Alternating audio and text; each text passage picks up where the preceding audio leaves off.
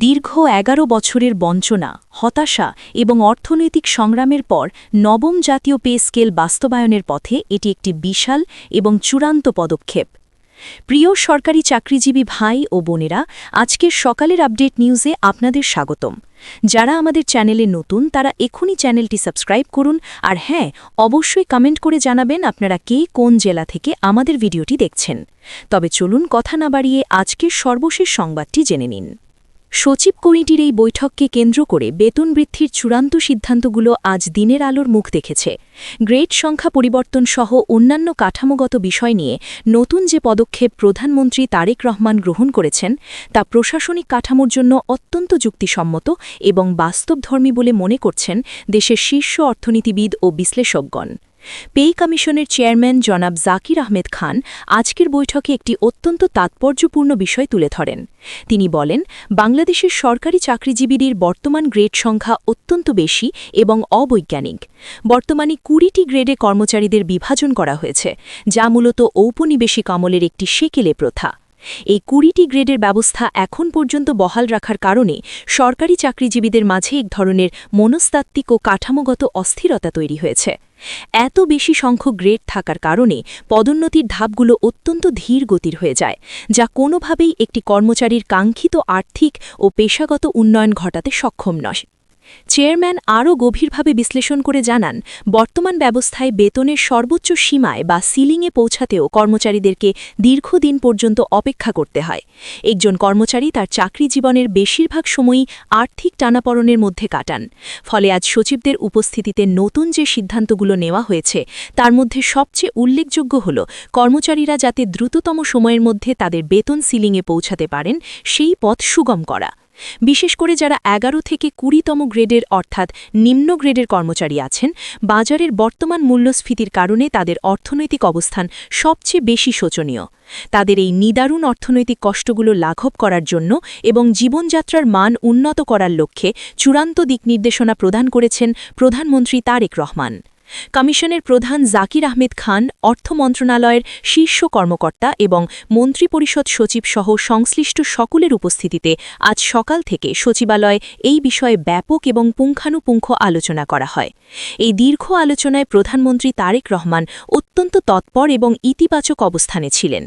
তার অর্থনৈতিক দর্শনের মূল ভিত্তি হল, যদি একটি দেশের সামগ্রিক অর্থনৈতিক অবস্থার টেকসই উন্নয়ন ঘটাতে হয় তাহলে অবশ্যই সেই দেশের রাষ্ট্রীয় বাজেট বৃদ্ধি করার পাশাপাশি যারা রাষ্ট্রযন্ত্র পরিচালনা করেন সেই সরকারি কর্মচারীদের আর্থিক সচ্ছলতা নিশ্চিত করতে হবে। সরকারি কর্মচারীরা যদি জীবন ধারণের ন্যূনতম ব্যয় মেটাতে গিয়ে হিমশিম খান, তবে তাদের কাছ থেকে দুর্নীতিমুক্ত এবং শতভাগ নিবেদিত সেবা আশা করা অমানবিক।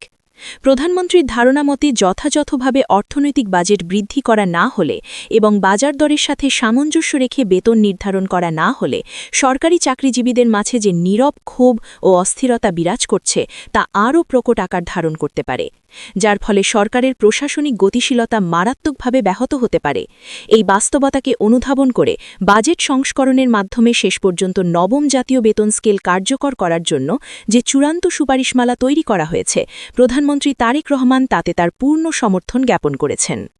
বেতন বৈষম্য নিরসন এবং নতুন স্কেল বাস্তবায়নের লক্ষ্যে অর্থমন্ত্রী আমির খসরু মাহমুদ চৌধুরীর নেতৃত্বে গঠিত ৬ সদস্য বিশিষ্ট উচ্চ পর্যায়ের পরিচালনা কমিটির আজ একটি জরুরি বৈঠক অনুষ্ঠিত হয়। এই কমিটির কাজ হল অর্থনৈতিক প্রভাব বিশ্লেষণ করে একটি ভারসাম্যপূর্ণ বেতন কাঠামো তৈরি করা। পরিচালনা কমিটির ধারণা মতে, যদি এখন থেকেই বেতন বৃদ্ধির প্রস্তুতিমূলক কাজগুলো সম্পন্ন করা না হয় তাহলে সরকারি চাকরিজীবীদের মাঝে যে ধরনের অস্বাভাবিক অস্থিরতা ও হতাশা তৈরি হয়েছিল তা সামাল দেওয়া কঠিন হয়ে পড়বে। তাই আজকের এই সিদ্ধান্তগুলো অত্যন্ত বাস্তবধর্মী এবং সময়োপযোগী। কমিশনের একাধিক বিশ্বস্ত সূত্র নিশ্চিত করেছে যে বাংলাদেশের সরকারি চাকরিজীবীরা দীর্ঘ ১১ বছর ধরে অত্যন্ত ধৈর্যশীল এবং সহনশীল থাকায় তাদের এই ত্যাগের মূল্যায়ন স্বরূপ আজ বেতন বৃদ্ধিতে নতুন এবং কল্যাণমুখী সিদ্ধান্ত নেওয়া হয়েছে। তবে সংশ্লিষ্ট কর্তৃপক্ষের একাধিক সূত্র জানিয়েছে, বাংলাদেশের বর্তমান অর্থনৈতিক অবস্থান এবং বৈশ্বিক প্রেক্ষাপট নিয়ে ব্যাপক তৎপরতা ও বিচার বিশ্লেষণ চালিয়ে যাচ্ছেন তারা। যেহেতু পে কমিশন সহ অন্যান্য ঊর্ধ্বতন কর্মকর্তারা বেতন বৃদ্ধির বিষয়গুলোতে শুধু একটি সাধারণ বৃদ্ধি নয়, বরং বাংলাদেশের প্রশাসনিক ইতিহাসে একটি নতুন ইতিহাস তৈরির সিদ্ধান্ত নিয়েছেন, তাই এই পদক্ষেপটি অবশ্যই দীর্ঘমেয়াদী, টেকসই এবং বাস্তবধর্মী হতে হবে। এই ঐতিহাসিক সিদ্ধান্তের পূর্বে পে কমিশন এবং সচিবদের মাঝে দফায় দফায় অন্তত 2টি বড় ধরনের বৈঠক অনুষ্ঠিত হয়েছে। এই বৈঠকগুলোতে বাংলাদেশের বর্তমান সামষ্টিক অর্থনৈতিক অবস্থান, রাজস্ব আদায়ের লক্ষ্যমাত্রা এবং মূল্যস্ফীতি সূচকগুলো নিয়ে গভীর আলোচনা করা হয়। এটা অনিশ্চিকার্য যে বর্তমান বাংলাদেশের অর্থনৈতিক অবস্থা খুব একটা স্থিতিশীল বা উন্নত পর্যায়ে নেই। নানা ধরনের অভ্যন্তরীণ ও বৈশ্বিক কারণে অর্থনৈতিক প্রবৃদ্ধির হার কিছুটা শ্লথ রয়েছে।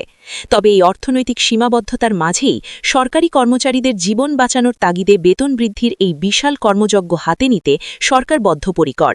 সংশ্লিষ্ট কর্তৃপক্ষ এবং পে কমিশন সহ বেশ কয়েকজন ঊর্ধ্বতন কর্মকর্তা আজ বৈঠকে উপস্থিত থেকে আর্থিক দিকগুলোর চুলোচেরা বিশ্লেষণ করেন।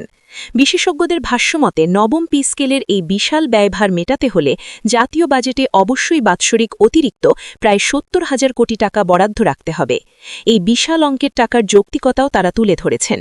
তারা বলছেন, আগের মতো 4 সদস্যের পরিবারের হিসাব ধরে বেতন নির্ধারণ করলে তা বর্তমান সময়ের জন্য চরম অবাস্তব হবে। একটি কর্মচারীর পরিবারের ন্যূনতম 6 সদস্যের হিসাব, অর্থাৎ স্বামী, স্ত্রী, 2 সন্তান এবং বৃদ্ধ পিতামাতার ভরণ পোষণের ব্যয়ভার সমান রেখেই এই নতুন বেতন বৃদ্ধির সুপারিশ করা হয়েছে। চিকিৎসার, শিক্ষা, যাতায়াত এবং বাসস্থানের বর্তমান আকাশচুম্বী খরচের কথা বিবেচনায় নিলে এই হিসাবটি অত্যন্ত বৈজ্ঞানসম্মত। আশা করা যাচ্ছে সকলের যৌক্তিক মতামতকে সমর্থন জানিয়ে এবং একই বাস্তবসম্মত পদ্ধতি অনুসরণ করে সর্বশেষ সিদ্ধান্ত মোতাবেক বাৎসরিক বাজেটে এই ৭০,০০০ কোটি টাকা আলাদাভাবে বরাদ্দ রাখা হলে সরকারি কর্মচারীদের মাঝে যুগ যুগ ধরে চলে আসা পূর্বের তৈরিকৃত সকল বৈষম্য অনেকাংশে কমে আসবে। প্রিয় দর্শক, ভিডিওটির এই পর্যায় পর্যন্ত আপনারা যারা আমাদের সাথে আছেন তাদের জন্য এখন রয়েছে আরও একটি চমকপ্রদ তথ্য। সেটি হলো অবসরকালীন সুযোগ সুবিধা বা পেনশন ব্যবস্থা নিয়ে। একজন মানুষ তার জীবনের সেরা সময়গুলো রাষ্ট্রের সেবায় ব্যয় করার পর তার শেষ জীবনটি কেমন কাটবে তা নিয়ে নতুন যে পদক্ষেপ নিয়েছেন প্রধানমন্ত্রী তারেক রহমান, তা অত্যন্ত মানবিক এবং গুরুত্বপূর্ণ। শিক্ষা মন্ত্রণালয় কর্তৃপক্ষ সহ অর্থ মন্ত্রণালয়ের সাথে সচিবদের বৈঠক অনুষ্ঠিত হওয়ার পর অবসরকালীন সুবিধা 100% পর্যন্ত বৃদ্ধির এক ঐতিহাসিক সুপারিশ করা হয়েছে। এই সুপারিশের ফলশ্রুতিতে সরকারি চাকরিজীবীদের দীর্ঘমেয়াদী যত আর্থিক দুশ্চিন্তা ও মানসিক সমস্যা ছিল তার সকল সমাধান এক নিমেষেই হতে চলেছে। একজন কর্মচারী অবসরে যাওয়ার পর তার পেনশনের সম্পূর্ণ অর্থ যেন তার জীবনধারণের জন্য পর্যাপ্ত হয়, সেই বিষয়টি এখানে নিশ্চিত করা হচ্ছে। বাংলাদেশের সরকারি চাকরিজীবীরা দীর্ঘ 11 বছর ধরে নানাবিধ বৈষম্যের শিকার থাকায় তাদের জন্য আজ এই নতুন এবং সম্মানজনক সুবিধা উঠে এসেছে। এই সুবিধার আওতায় সবচেয়ে বড় যে দুটি পরিবর্তন আসতে যাচ্ছে তা হল বাতিল হয়ে যাওয়া সিলেকশন গ্রেড এবং টাইম স্কেলের পুনরুজ্জীবন। উচ্চ আদালতে দীর্ঘ আইনি লড়াইয়ের পর অবশেষে আদালত থেকে অনুমোদন দেওয়া হয়েছে সিলেকশন গ্রেড এবং টাইম স্কেল পুনরুদ্ধার করার। প্রশাসনের পিরামিড কাঠামোর কারণে সবাই সর্বোচ্চ পদে আসীন হতে পারেন না, ফলে অনেকেই একই পদে বছরের পর বছর আটকে থাকেন, যাকে ব্লক পোস্ট বলা হয়। এই ব্লক পোস্টে আটকে থাকা কর্মচারীদের আর্থিক ক্ষতি পুষিয়ে দেওয়ার জন্যই টাইম স্কেল এবং সিলেকশন গ্রেড অত্যন্ত জরুরি ছিল। অষ্টম পে স্কেলে এটি বাতিল করায় লাখ লাখ কর্মচারী আর্থিকভাবে মারাত্মক ক্ষতিগ্রস্ত হয়েছিলেন। আশা করা যাচ্ছে কর্মচারীদের প্রাণের দাবি এই দুটি ভাতা খুব দ্রুত সময়ের মধ্যে পুনরায় কার্যকর হবে, বিশেষ করে যখন নবম জাতীয় বেতন স্কেলের চূড়ান্ত প্রজ্ঞাপন বা গেজেট প্রকাশ করা হবে, তখনই এই ভাতার বিষয়টি স্পষ্টভাবে সংশোধন করে যুক্ত করা থাকবে।